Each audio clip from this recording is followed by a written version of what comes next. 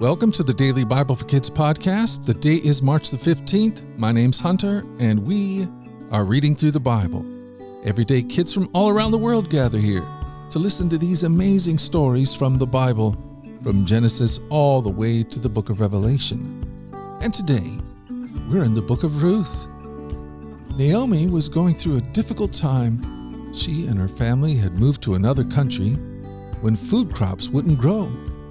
Her husband and her sons had died in the land of Moab, but now the crops were growing back in her home again. So Naomi decided to go back.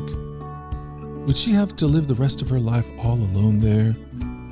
Let's read about it from Ruth chapter 1. Then Elimelech died, and Naomi was left with her 2 sons. The 2 sons married Moabite women. One married a woman named Orpah, and the other a woman named Ruth. But about 10 years later, both Mahlon and Chilion died. This left Naomi alone, without her 2 sons or her husband. Then Naomi heard in Moab that the Lord had blessed his people in Judah by giving them good crops again. So Naomi and her daughters-in-law got ready to leave Moab to return to her homeland. With her 2 daughters-in-law, she set out from that place where she had been living, and they took the road that would lead them back to Judah. But on the way, Naomi said to her 2 daughters-in-law, "Go back to your mother's homes, and may the Lord reward you for your kindness to your husbands and to me. May the Lord bless you with the security of another marriage." Then she kissed them goodbye, and they all broke down and wept. "No," they said, "we want to go with you to your people." But Naomi replied, "Why should you go on with me? Can I still give birth to other sons, who could grow up to be your husbands? No, my daughters, return to your parents' home, for I am too old to marry again. And even if it were possible, and I were to get married tonight and bear sons, then what? Would you wait for them to grow up and refuse to marry someone else? No, of course not, my daughters. Things are far more bitter for me than they are for you, because the Lord himself has raised his fist against me." And again they wept together. And Orpah kissed her mother-in-law goodbye. But Ruth clung tightly to Naomi.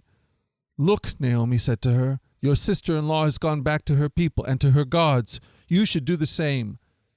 But Ruth replied, "Don't ask me to leave you and turn back. Wherever you go, I will go. Wherever you live, I will live. Your people will become my people, and your God will be my God. Wherever you die, I will die, and there I will be buried.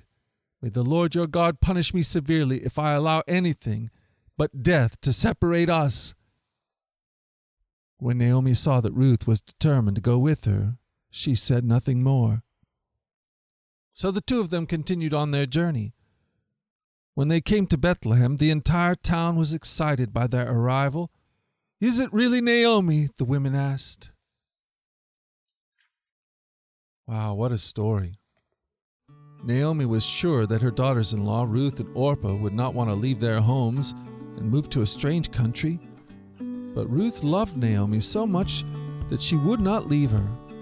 Real love means being loyal, sticking with family members or friends, even when it isn't easy. Ruth is a great example of loyalty.